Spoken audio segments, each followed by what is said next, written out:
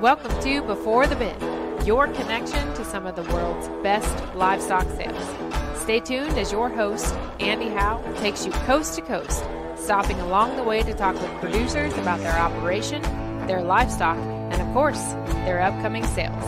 Let's get to it.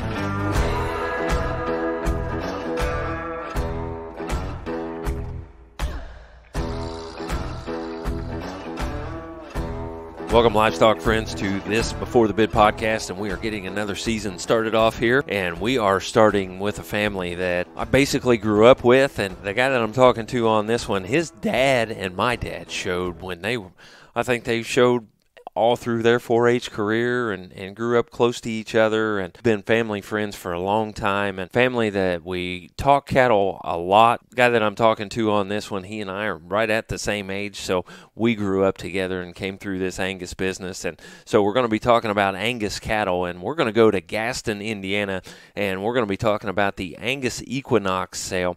And on the phone with me here from Creek Angus, I have Jason Miller. They have a sale, as I said, coming up here on September the 20th. It's going to close out here on Angus Live, called the Angus Equinox. And Jason, welcome to the podcast. Excited about this one, and great to talk to you here on this one.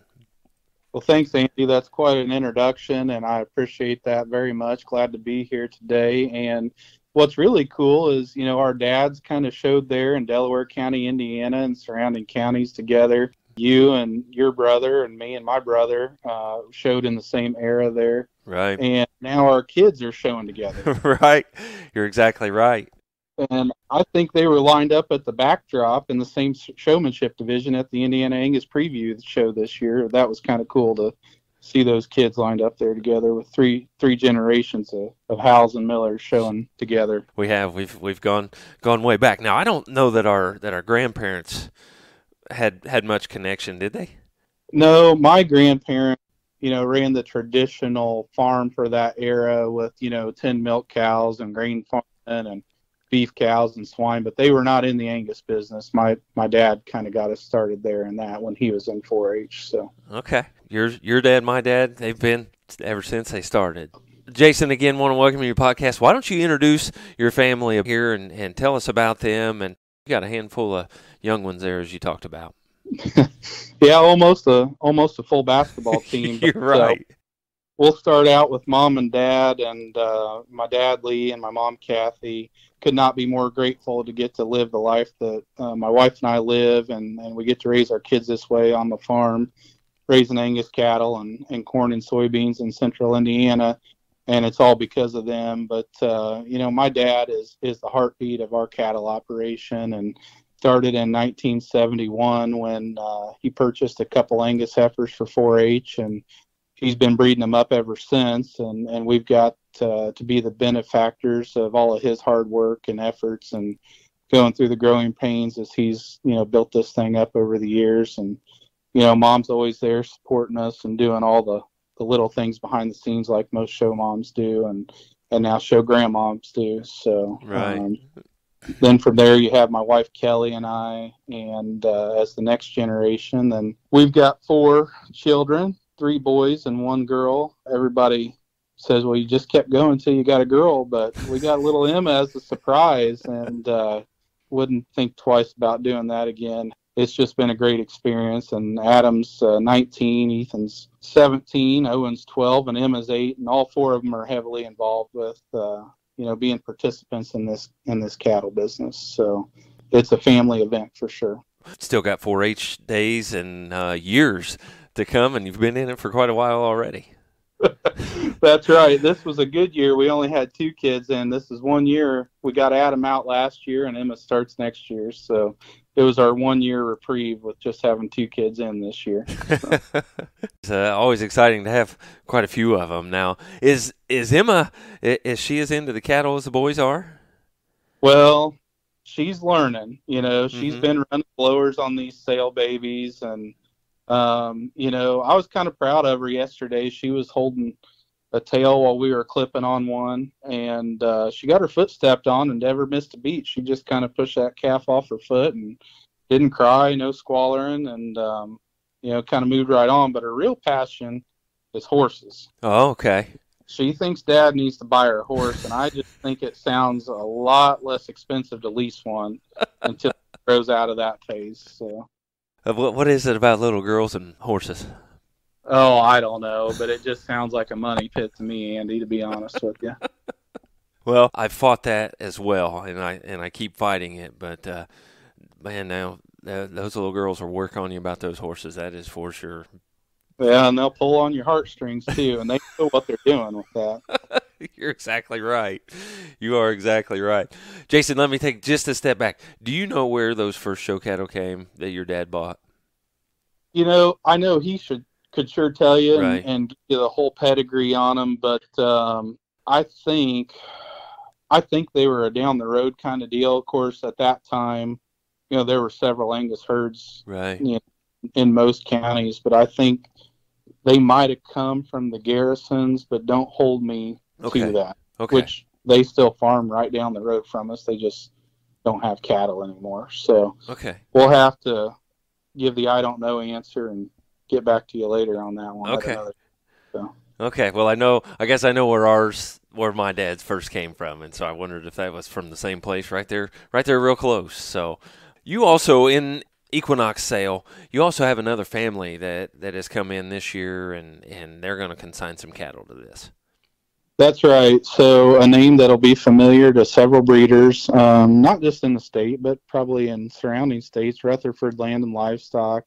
Dave Rutherford and his family been in the business a long time and well respected, and our two families get along really well, and we were talking about complementary pieces and how we could work together, and they've put an excellent set of bred heifers together for us. And kind of one of the cool facts about the Rutherford family, I don't know if you know this, you probably do, Andy, but the first National Junior Angus show was in Indiana, and Rutherford's won it. So they bring a lot of history with them, and they've sure put a nice group of cattle together to complement our offering as well. Right, so. and that farm's located right there in Indianapolis. Yeah, southeast Indianapolis, just outside the 465 circle, actually. Yeah. So nice rolling ground there and nice place to raise cattle, which was a little surprising to me the first time I went out there to find that kind of cattle ground right near Indianapolis there. Right, he says, yeah, you jump off of this and you get on an access road, and I'm thinking, and you guys have cattle here? And, man, it's a beautiful place. So they're going to consign cattle as well, and we'll get into those here in just a little bit. But something that I noticed coming across in the Indiana Angus news and some things here very recently, it was Miller Family Angus, and now you guys have kind of changed some things up just a little bit on the name. Yeah, just a little bit. We went to the name of Creek Angus, and we got to talking about branding and how can we really create a unique brand that's unique for us and have it be palatable at every level in this business. And there's, quite frankly, Andy, a lot of millers in the Angus business across the United States. We needed something to differentiate ourselves from all the other millers in the Angus business.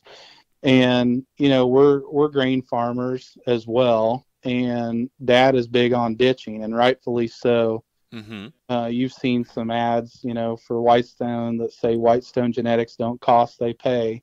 And Dad says that about ditching. And we run all of our ditching through most of our farm ground, which is pretty centrally located through Pipe Creek, which is the main drainage tributary that splits through a lot of our farm ground and pasture. And you know, there was kind of a family debate and give and take, you know, how do we brand this thing, what do we rename it, and how do we market it, and that's kind of what we settled on there. So that had to come pretty easily, I guess, wouldn't it? You would think so.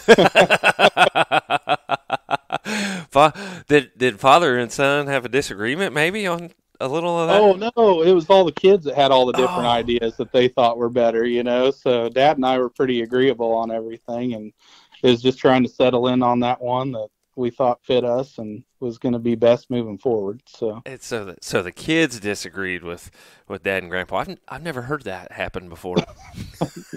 I can't imagine. So. Very, very seldom does that happen. You guys also have a couple other partners that are going to help you get this sale pulled off, and Angus Live and some of those people that help you with this. And if you would just kind of introduce those a bit. some businesses have vendors and they view those relationships as vendor and customer, and we don't really view those relationships that way.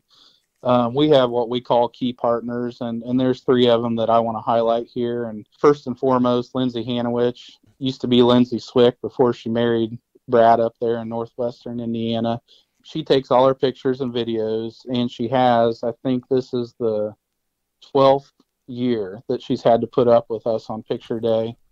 But when she moved up here from Texas, I'm not sure if we were the very first, but we were one of the first customers of hers, and now she's the official photographer for the Indiana State Fair and has been for several years now. But she just does an awesome job, and we're 2.5 hours away from her, and I don't know if that's far, but it seems far to me. But whenever we need her, she comes down here and does these. And the thing that I like about Lindsay is if we got a pretty good shot of one, but she thinks we can get a better one, she'll tell Ethan, which Ethan sticks all these things on picture day. Mm-hmm. Circle that one around, and let's see if we can just get her to settle in and get a little bit better shot.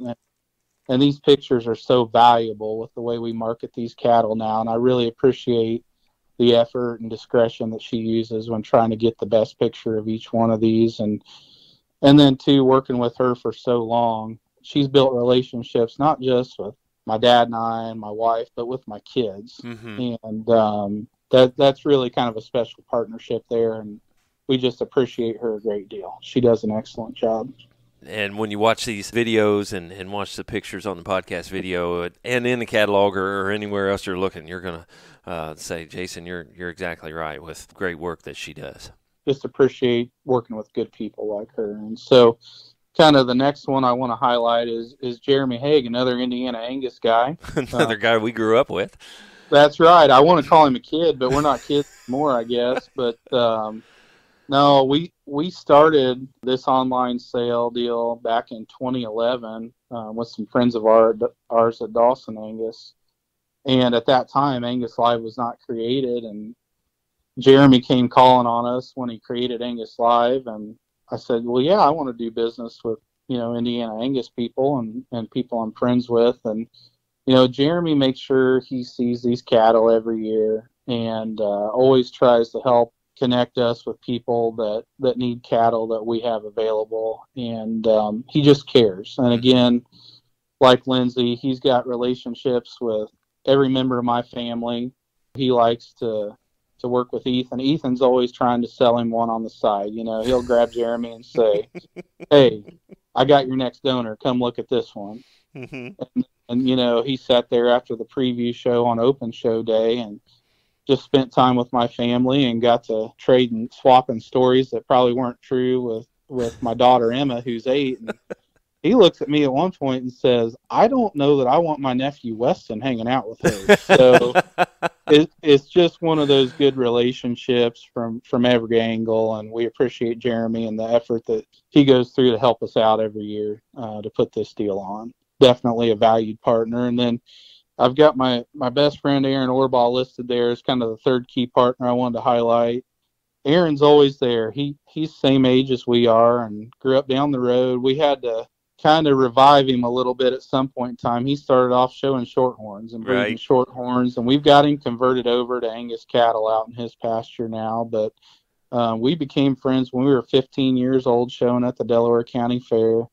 And I don't know if he's probably been to the last 25 Angus preview shows helping us out, and he's a really good fitter and good at clipping. And you don't make a lot of money doing that deal. You do it because you care about the cattle and the people you're helping, and he always makes himself available to help us tune one in that's really good, or if we're just too jammed up and we just need to fill out a fitting crew, he's always there to help us out. And we started doing that when we were kids, and are still doing that to this day, and probably until our bodies tell us it's time to quit, we'll keep doing that together. But I was able to call him up for picture day this year and said, I got to roll through these probably faster than what my knees will let me do anymore. And he said, I have time. So he came and helped us get these ready on picture day just this year, and appreciate his friendship and his willingness to always come help us clip one or fit one, or, just be a cheerleader for for the crew and, watch the cattle show. And he's kind of our unofficial consultant around here. So really appreciate him as well. Right. And another thing that you guys do that you guys work together with is the Delaware County Beef Show. They're the 4-H Beef Show. You guys work together closely on that, and always see Aaron there and always see you there as well, getting things organized and ran. We try to put on a good beef show at our county fair and, try to give back a little bit and create as professional of a show as we can at that level, and a good time for those kids that participate at the county fair for sure. And he's key in that. So. Right. So, and you guys do a good job. Appreciate all that you guys do up there. Well, you're always there fitting on your cousin's cattle, right? Right. What's it been, 10 years? I think I've been there. They said it was her 10th year this year, so I've been there the last 10 years. Yes. So you've seen a few changes here and there.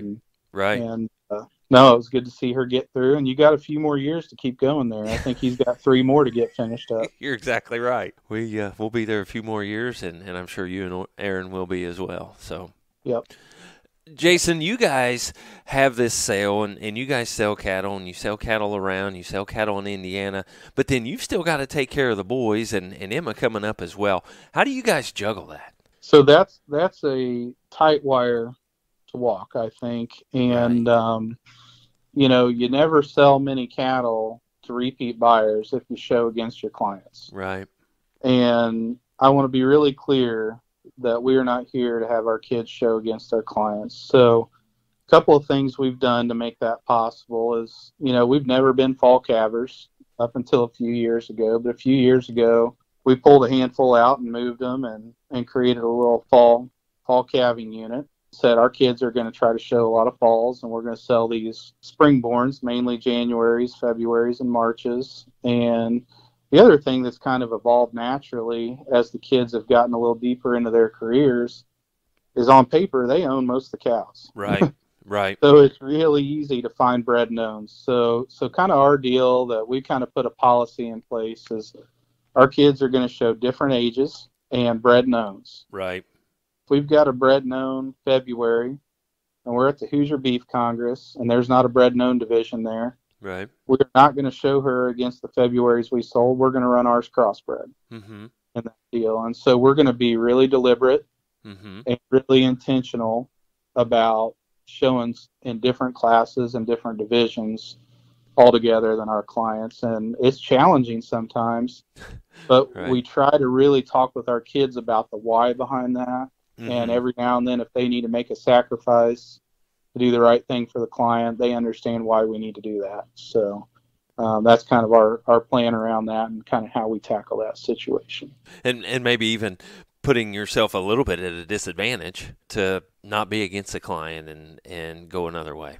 Yeah, but that's a short-term disadvantage. But Right. the long-term goal is to take care of that client and do the right thing. And, our kids are going to have plenty of shots, as time goes on. That's a great thing and a thing that you wish everybody did. And so commend you guys on doing that. The bred known deal, you get away from everything you sold. So what a great way to do that. Yeah, absolutely. It's, challenging from time to time, but it just feels like the right thing to do. What do you guys do for these clients that you sell these cattle to? Because I see you quite often with those. Whenever we're at the same show, you're there helping those people as well. And what kind of services and things do you provide for them? That's a great question. Our first goal is to sell good cattle and make sure our clients have fun. Right. When we're at these shows, because if the kid's not having fun, they're probably not going to be back next year. Right. These cattle all come broke to lead. I'm seeing a lot of cattle posted on social media right now that say broke to tie. And that's not what we do. They are broke to lead. They've been rinsed and blown out 6+ days a week, most of the summer. They are ready to throw the show halter on for the first time and go to their first show when they leave our place. Oh, wow. And that's what I tell everybody. Just, throw that show halter on at home once or twice and then go ahead and roll on to your first show. Beyond that, if you want them clipped for any show, you get them to us, and Ethan and O and I, we're going to get them clipped for you. And that's year-round clipping service. Will we be at every single jackpot you get them to? If you get out to a bunch of them, probably not. Right. The calving season, there's the season where we're selling bulls private treaty, and just sometimes life just has to happen. I've got a day job and Dad's got, grain farming to do, and the boys have to go to school every now and then, but right. We will make the effort to get to as many of them as we can and help get them fit and presented. And then the shows that we're at, mainly here in Indiana, the Hoosier Beef Congress, the Indiana Angus Preview, the State Fair, we invite every client to stall with us. And, if you've got cattle you bought somewhere else, bring them along too. And we'll help get them clipped and fit. And when Ethan and I fit and Owen, when our family fits on one, you incur no cost for our time. Mm-hmm. We have a big enough group, which we often do at some of these deals, where we got to bring in 1 or 2 or 3 outside guys. You got to help pay your share of their costs. But, when you amortize that out over 9 or 10 head, right. And it doesn't end up being a whole lot compared to some of the expenses that you get into with some of these deals. And we try to really have a good time when we have those shows where we're all stalled together, and my wife gets with all the other moms and says, hey, do you guys want to group up on food? And, kind of puts some sort of shared site out there where they can sign up for bringing food in for a different meal. And we kind of have a fellowship there at each meal, and the kids play together, and it's really a good time when we do that stuff. And, it's not just limited to Indiana. We've been going to Louisville at North American time for several years, so that's always an opportunity. And occasionally we'll hit up Atlantic National and Junior Nationals the last couple of years. And so any place we're going, if you bought a calf from us and we're going to be there together, then that opportunity is there as well. So right, a great way to make new family friends and get the kids out there and be that family as a show crew. Well, we want the kids to have fun, and I think the parents do. I mean, we all want that blue ribbon banner, but, that's important. But there's some other things that are more important, and we try to, max that out every chance we get for those folks. Exactly. Jason, let's head towards these cattle here that are in this sale. And as I look through this, and as I said, we're going to get into these cattle, but as I look through this 1606 donor that you guys have, she pops up in some very important places here.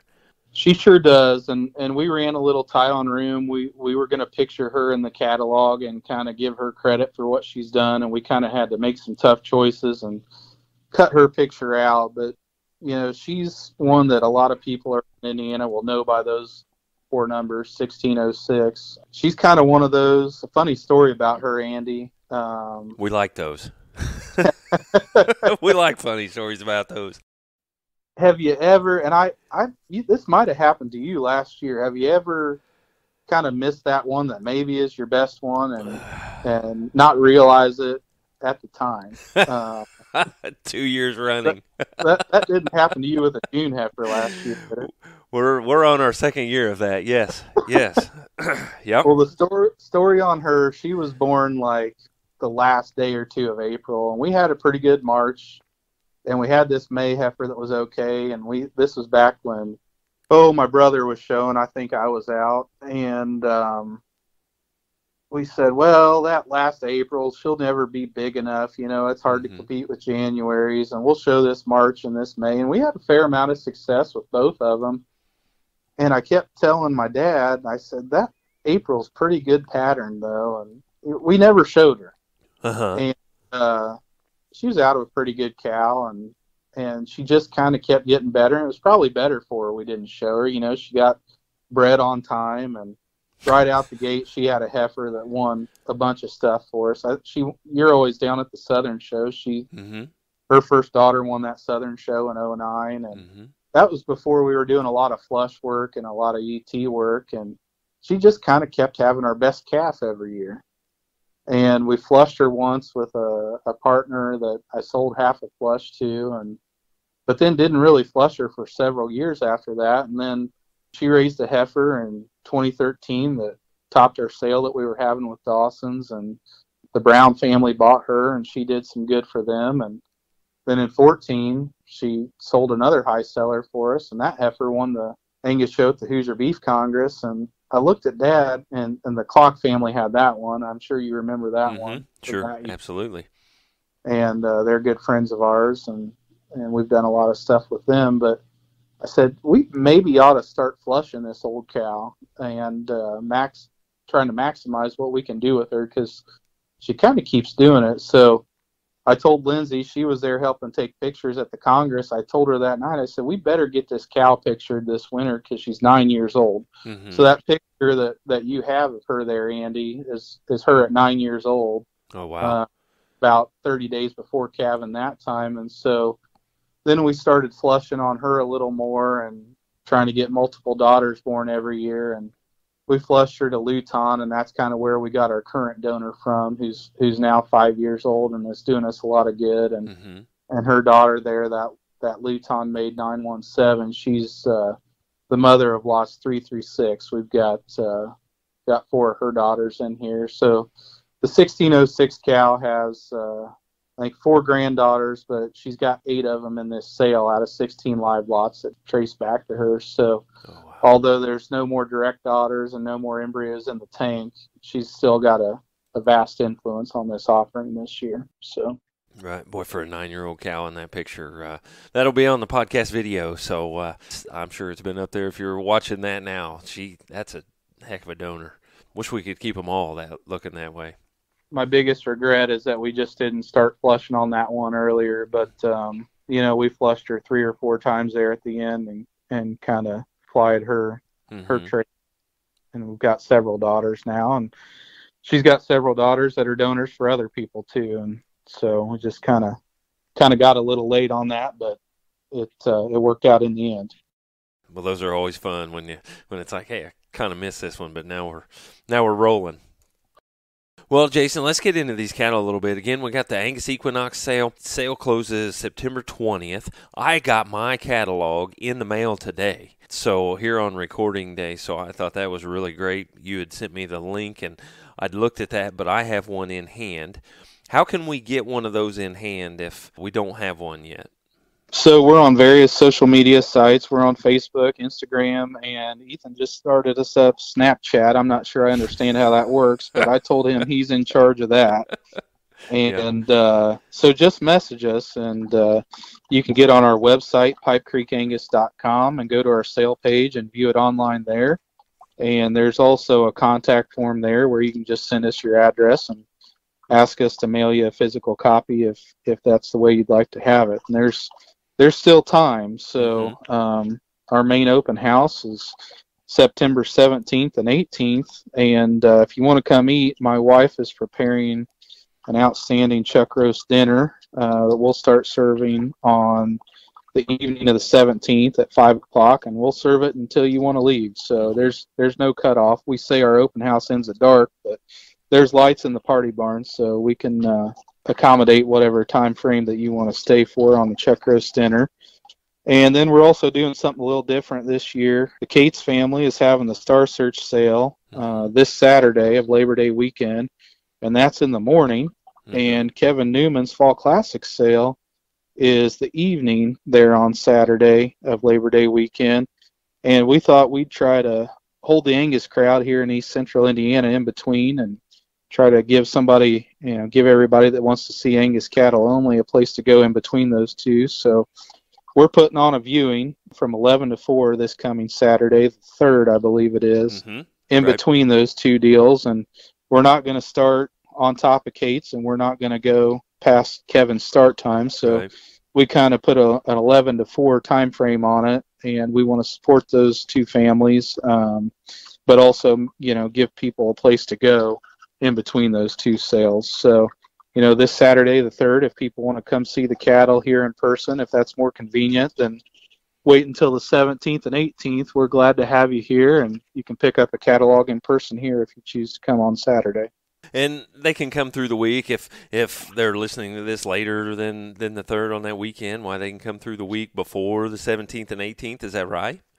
Yep, just contact us. Sure. The one rule I've learned about selling cattle is you've got somebody that wants to come look, you never tell them no. So, we will accommodate you as best we can. We just ask, if it's not one of our 3 posted dates, that you let us know, because Right. we've all got day jobs and we want to make sure we're here to show you around. Right. So Right.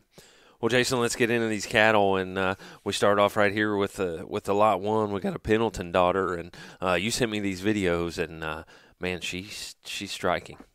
yeah, and this one can move. I mean, athletic is the word that I would use to describe this one, and she's pretty special. I mean, she's not a direct Pendleton daughter. She's out of a Pendleton son that we raised, and the special part of her pedigree is her mother. So she's the first natural calf out of this Insight made female that we had win her senior heifer calf division at Louisville 2 falls ago. And that was just one of those days that for a little program like ours was pretty magical. Mm-hmm. This heifer kind of was at 12 o'clock that day and rolled in there, and I was standing there in the makeup ring watching on the green shavings like you do after, one of yours goes in.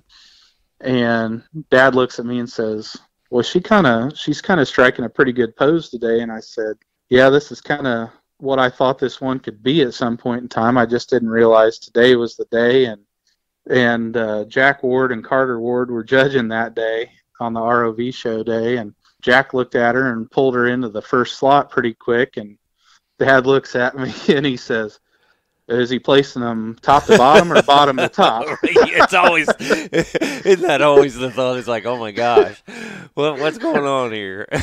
Yeah, and I said, I'm pretty sure with him doing it that quick, it's top to bottom, and then they do the whole recircle deal, and he left her there, and he talked to her, and we could kind of tell he liked her, and then she not only won that class, but she won that division, and we took her back out there for the grand drive, and she was out there with all the big boys. There were like 7 divisions that day, and all the other divisions were won by national operations that, win these deals all the time. And then there's us from Gaston, Indiana, with one out there. So that was a pretty special day for us, and a really special female. And what's cool about this lot 1 heifer is she's just like her mom in terms of structure and athleticism, but she's better behind her shoulder than Mom was, and she's better about her neck and her extension, and she just gives a really elegant look from the side, and you can kind of see that in the picture there, and we think very highly of that one there, and I think she's going to do somebody a lot of good in the ring, but also then as a brood cow, as is evidence with what her mom did first time out, and we got lucky that it was a heifer. I mean, we didn't have sex semen here. This was a bull bred situation, and came out a heifer, and so little luck never hurts. And those are always fun too when they're out of years. Do we want to talk about the LMF profile if we just go right through the catalog here? Yep, so turn the page there, and Profile was a really good herd bull for us. He's a bull that we still have some semen available on through Cattle Visions.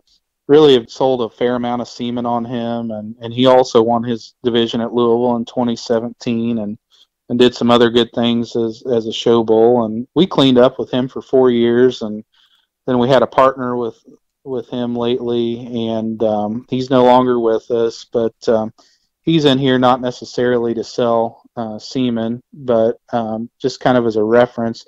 The mother of lot 1 is his maternal sister, so there's a tie-in there. And then we're also selling the lot 2 cow, who's another maternal sister of him. So as we roll into the lot 2 cow, here's a chance to own a maternal sister to LMF Profile and a maternal sister to that one that we just got done talking about that won her division at Louisville a couple falls ago. And this is a really good cow. She's right in her prime, really deep-bodied, just the right size, not too big, not too small.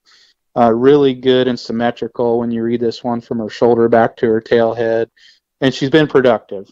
We sold a son of hers last year as a show steer, and we've got a son of hers in the sale bull pen this year that I think he'll probably be the first bull sold out of the sale bull pen. He's just kind of one of those combo deals with good numbers, good looking, and she's only 4 years old. She's just hitting her prime, easy keeping, and she's bred to Kyle Conley's bull, Pinner's Tops, and it's sex female semen. So pretty good opportunity to get a return on your investment pretty quickly with what should be a heifer calf there, as long as the science works for us. So start out with that on the bred female, and away they go.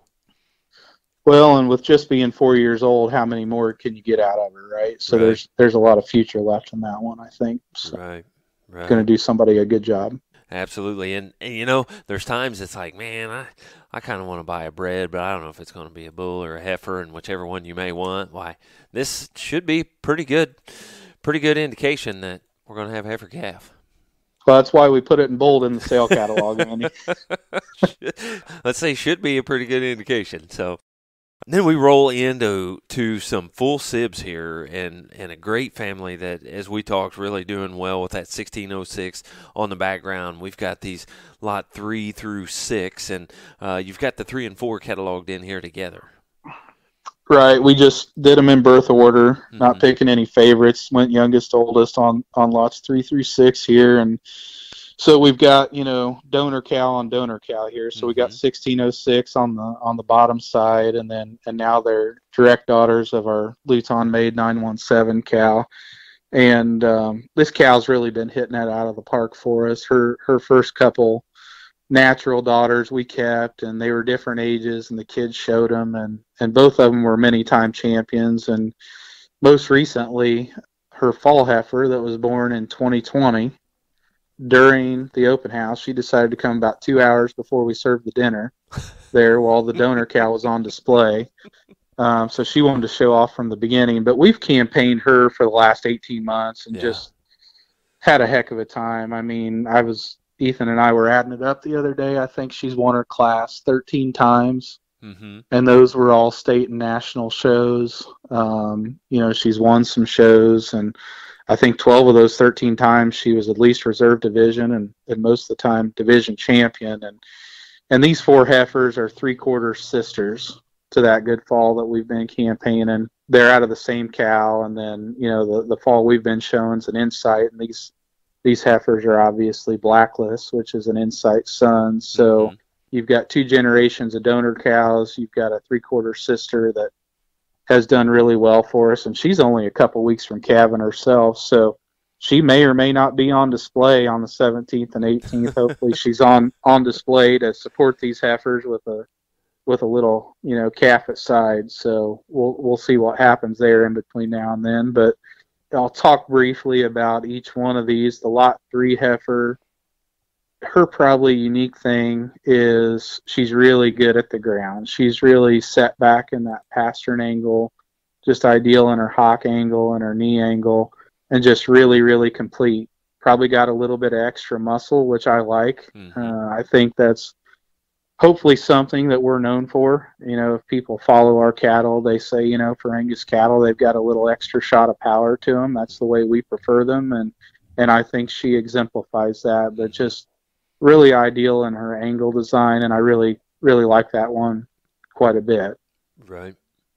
As we roll into the lot 4 heifer, this is the one that's got all the bells and whistles.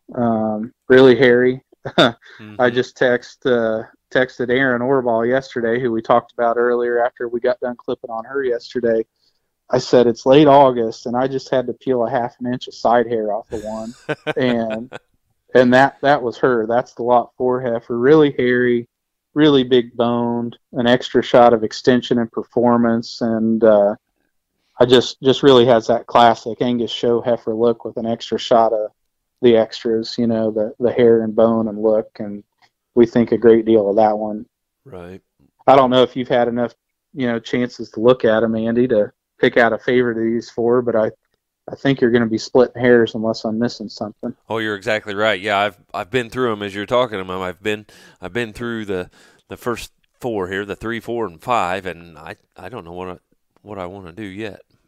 So then, turn the page in the book, and then we get into the 2 Januaries. I think they were born a day apart there. And, the lot 5 is she's a lot like the lot 3. Really, really complete, really cowy, really practical in her design. Love the center body in this one. You're never going to get put down for not having enough cow power there in that one. And then lot 6 is a little more like lot 4, a little bigger bone kind of deal. probably the highest performing heifer of this foursome, and little extra shot of growth and extension, and kind of the kind of look that people like. This one of all of them reminds me the most of her mother, and reminds me the most of the one that the Clocks won the Beef Congress with. That one's actually a 3/4 sibling to the donor dam of these, and in terms of design and kind, reminds me a lot of her mother, and that one that won that Congress show in 14. So good group. I don't think there's a wrong answer. I just don't know what the right answer is yet. So I don't disagree with you one bit, because now I'm on the lot 6 and I'm like, well, shoot, I thought I had my mind made up. So I think the short answer is people need to come see them and just find the Right. one that's their kind. So Right, and I'm like you. I don't think by looking at videos and pictures and things, I don't think there's anything. I don't think you can go wrong on any of them. And they've kind of got the stamp, but they've kind of got a little bit of difference to them. So what a great set. The lot 7, we roll in, and we've got the Conley Express, and of course, we don't have to say a whole lot about what Conley Express has done in this deal. And there we've got the 917 cow to back them up again. yeah, I think we've seen a few Express heifers do some winning here the last few years, Mm-hmm. and he's sure worked for us, as you'll see as we get deeper into the book here. But yeah, we got the 917 cow, the donor, the mother of those last 4 we just talked about, on the bottom side here, and then her first calf is the mother of this one, and she's pictured there with her daughter, and she did some winning, maybe not as much as this fall did for us, but she had a couple good days, was 3rd overall to a couple jackpots, won the county fair, reserve division at preview shows, so one that played very, very well and has been a really excellent cow for us. This is her second calf. Her first calf was the first bull selected out of our sale bullpen. He was good enough. We got him sold in December. So, Wow. I don't know about you. I'm not selling many 10-month-old bulls in December, but No. that's how nice he was that somebody saw it and spoke for him there. So this heifer here, my daughter does not want me to sell. Mm-hmm. Her name is Sparkles, so she's already got a nickname. She comes with the name, by Awesome. the way. It's not going to be able to be changed, but Have to put it on the pedigree sign. yeah, absolutely. She's super sweet, and in fact, I needed to do something with her yesterday, and I just walked out in the lot and caught her out there in the lot. Mm-hmm. But awesome disposition, obviously, for a young showman. But she's better than just, selling her on her disposition. She's really extended. She's really growthy. She's a March heifer, but she's as big as some of the older heifers. So I think here's one in a little bit different division that has a pedigree to back her up and has all kinds of quality, and will do somebody a really good job. And then we roll in. We got, as we mentioned earlier, the Rutherfords. They brought some cattle for you in this one, and they've got a couple of them here, and we gotta follow me to start their division off here in the lot 8. Yeah, Dave's set is going to be really complementary to ours in terms of quality. They're going to match the quality we're bringing here, and we had some bred cows and we had some heifer calves, but we didn't have any bred heifers to offer. We ran a string of having bull calves like we've never had last year, and we sold all our heifers. Mm-hmm. And we normally like to offer a bred heifer or two, but we just didn't have any more. And so this kind of makes the whole deal work. And this lot 8 heifer is good. I've been there and seen these cattle twice, and every time I see them, they keep getting better. And this one, I know we're not necessarily as producers when we get them into production here, breeding for hair, but this one is hairy as all get out. If you're trying to make show cattle, this one will do it. Really square and symmetrical in her design, really even in her underline. Got a lot of Springer ribs, some extra bone and look. I mean, this one's really, really good.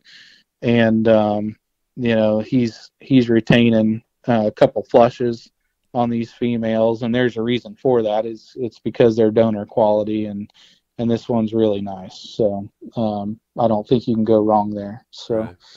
She's been AI'd to Synergy and then pasture exposed to their Conley Express son. And I don't know if you've been down there recently or not, Andy, but that Conley Express bull is really good. Mm-hmm. But we'll have the due date confirmed by sale time on that, whether it's to the AI date or to the herd bull. Lot 9, I really, really like this one. I know that this is Dave's heifer, but we've used Tradition 24 quite a bit. We used him right after he won Denver, and we're some of the first users of that bull, and those were good cattle for us, and those cattle made us a lot of money, and I'm sure this one will do the same for her new owner. She's out of a dam that comes directly from the Silveris brothers, and I don't know if you remember this one, Andy, but Dave selected her out of the Denim and Diamond sale in Denver, and she brought 25,000. And so this cow is not only a donor for Dave that this Tradition heifer's out of, but she's a donor for Silveris as well. And they're going to be selling daughters of her in their show heifer sale this fall. So royal pedigree, top and bottom. And this one backs it up when you get your eyes on her. She's very extended. She's very long. She's very good in terms of her muscle shape and her pattern, and really, really sound at the ground. This one's, got show heifer written all over her. She just happens to be a bred. And in fact, I know Dave would love to see this one hit the show barn yet and maybe be shown as a big bred. But obviously, if the buyer doesn't want to do that, that's the buyer's option. But right. This one's good enough to run in the show ring, but it's probably going to be, just as good as a cow. And I really like this one a great deal. So. Yeah, a lot of bells and whistles, and she just brings it all together. Absolutely. What a really good bred there. The lot 10 will round out the Rutherford entries here on these breds. Yeah, what's cool about this one is Dave has brought some genetic diversity with each one of these. And if you see the bottom cow there in her pedigree, at least as far as we showed in the book, the granddam of this cow is the mother of the famed 419 cow from Four Corners. And 419 is the mother of 24 Carat. So, we've got the 419 heifer pictured there from when she won Denver. The granddam of this lot 10 heifer is the mother of the 419 there. And you see it, you see the quality when you look at her. She's really practical, a little more moderate, but she's also a little younger there. Just really good in her center rib, really cowy, but yet nice fronted too, and really sound when you see her move around the pen. This one, again, he had AI'd to Synergy and then pasture exposed to the Express Sun, and really just rounds out a really nice group of bred heifers. As you said, they're going to add to your set, and man, isn't it funny how that works out when you need something and you go to those guys and say, hey, it would be nice if we had something, and Dave says, yeah, we got 3 of them that are really nice. Yeah, I would like to say that was a plan that just came together really well, but it's just one of those things that we kind of lucked into, but it's going to be very complimentary for sure. You guys are no stranger to the Beef Congress and having success in the steer ring. And here you're going to bring this lot 11 at us, and man, this dude's good. This guy's cool, and leave it to guys that, want to win heifer shows to right. Put Angus steers out there, So that deal's just kind of happened. You kind of go out there and find one, and, you keep finding them, and that's a good thing, and we'll take it. But this guy's kind of Owen's project. He showed this steer's mother, and I don't know if you know Owen as well as you know Ethan, because Ethan's more of your daughter's age, right. But Owen turns them into pets, and he kind of, takes ones that you think, well, maybe this one will have an attitude, and just, you can still go out and rub on them as 3 and 4 year old cows after he's done with them. And, his cow had this bull calf, and he just kind of started rubbing on him and making him his buddy. And he kind of is partial to this one, and this one's really tame because of that stuff that Owen does to him. But, Old Pepper there, he's pretty cool. He's got some shape right behind his shoulder. He's sure got a look from the side. And when these pictures were rolling in from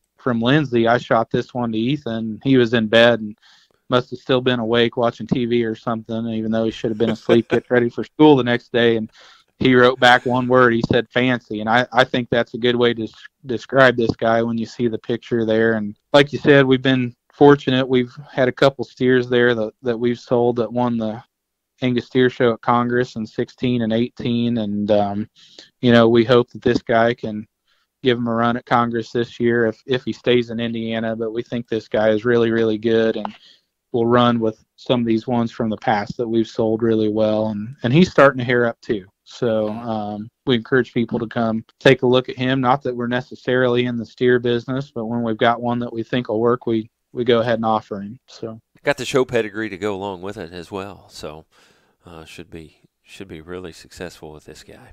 We move on to lot 12, and we got Hill Valley Reckoning. We got another January female here that's got some purple in her. Yeah, this one keeps coming, and we went out to Maryland this year for the Atlantic National, and we got stalled right beside the family that bred that bull and became friends with them. And he's just good cattle. I mean, he's good-footed and good-looking and good-jointed, and we used him early, and we got a good group out of him. And I'd say he improved, every cow we bred him to, and we've got bushes unbelievable on the bottom side, on the cow side, and that cow's been a good cow there. We pictured here, we've got her steer calf we sold there a couple of years ago to the Scholes family, and that steer did some winning. He won the Northern Angus show and was third overall at that county fair, which is kind of challenging for an Angus steer to get that high up against the other breeds, but he was just good enough to get that done. And I think this heifer here is a lot like that steer was. Really good from the side, really deep centered, really sound and athletic, really extended. A lot of neck and the right angles throughout.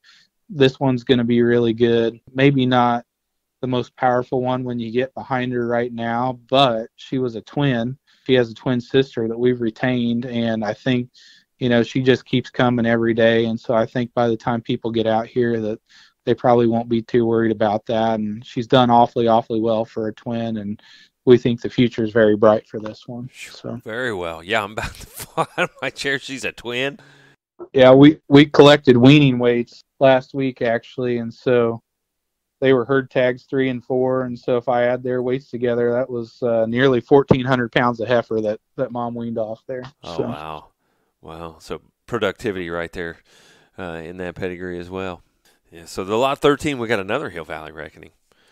Yeah, so we put those reckoning heifers together there in the book, and on the bottom side we've got a Pendleton daughter, and we actually sold this one's mother, or half of her, as lot 1 in our sale 3 years ago. So this one's offered in partnership with the Hughes family, and every now and then, we like to keep half of one we think is really special, and then market those progeny with our clients, and this one's really good. I don't want Hughes to get mad at me, but I think this one's better than Mom is. And well, I'm sure they're proud of that. Yeah. They own part of that one too, right? So they went right. Right. So, this one is really good and level out of her shoulder, really attractive and eye-catching. I think this one's going to get a lot of attention come open house weekend, and we're really proud of this one. I think she's got all the good from her mom, but yet some of the extra foot and bone that comes from the reckoning sire there, and I think this one's going to be a lot of fun for months to come here for whoever ends up with that one. And if we want a bred female and we want to be pretty sure that we've got a heifer calf coming, we've got that here in the lot 14. Yeah, so lot 14 is, again, bred to Pinner's Top, sex female semen. And this one I put right there in the beginning sentence of the footnote is hard for us to let go. Right. These banjo cows have been really good cows for us for a long time. And she'll probably be one of the last few banjo daughters running around, I'd imagine, because, he was old when we made this one. But she's just been a good cow. I mean, we've got her pictured there with her style daughter that topped her sale last year as a bred female. You look across the page and she's the mother of the lot 15 heifer this year, and we've got another supporting picture there of another daughter that we sold, and we've just generated a fair amount of dollars with this cow, and she's really good looking, very complete, very stout, very deep, and she just kind of is one of those ones that you love because she keeps doing it every year and breeds back on time every year and puts good ones out there every year. So if people, maybe question me, they just need to come see her. She's a nice looking cow. So right. Or just look at her video. I mean, that just tells you a whole lot about this female. So, man, that'd be hard to let go of that one. Well, she'll probably pay for herself with the first calf if that sex semen does what it's supposed to do. So Right, absolutely. But yeah, I feel for you. I know what it's. I know how hard it is to let some of those go like that, and she's really, really good. Yeah, why don't you talk about her daughter, the lot 15? So this might be one of the nicest females we've had out of that cow. Express did it again for us there on the top side, and then we just got done talking about her mother. Really attractive. This has been one of Dad's favorites from the get-go. She just kind of hit the ground and popped up in about 30 seconds and was nursing, and we appreciate that. And she's really got a look to her, very level, really extended as all these Express daughters have been so far as we've worked through the books. And I think she's going to be very valuable at this point in the sale relative to her peers, and just really nice and attractive and feminine and complete. I just not really sure what else to say about her. She's not one of those ones that is real extreme in one area. She's just extremely complete. So, but that's lot 15 heifer there, and another real quiet disposition that'd be good for a younger showman on that one. So. And then we continue on with the Conley Express, and we've got some extension here in this lot 16. Yeah, and we really rolled the dice there again, and I talk about that in the footnote. So her full sister topped the sale 2 years ago, did a really good job as a show heifer, and got the report back that, you know, she's weaned off her first calf and did her job there really well. And it's, you know, normally if you got a full sister to a past sale topper, they'd be up at the front of the book. But, you know, I wanted these Express daughters together in the catalog, and there's just a lot to put towards the front of the book this year, in my opinion. But she's certainly not ending the sale because she's the worst one. She's just there because that's the way the book kind of fell together, and she's like a carbon copy of her full sister. Really love the body on this one. Really love the hip on this one.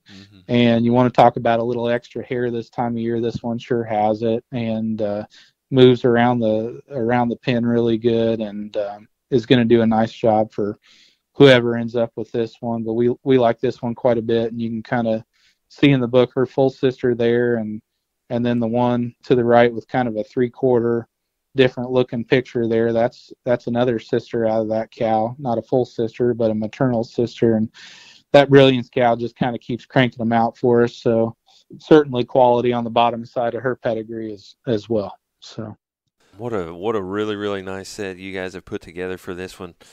On Angus Live there, that's going to end on September 20th, and we're not done yet, because you get to the back page, and there's some hard to find stuff back there that you guys are going to offer.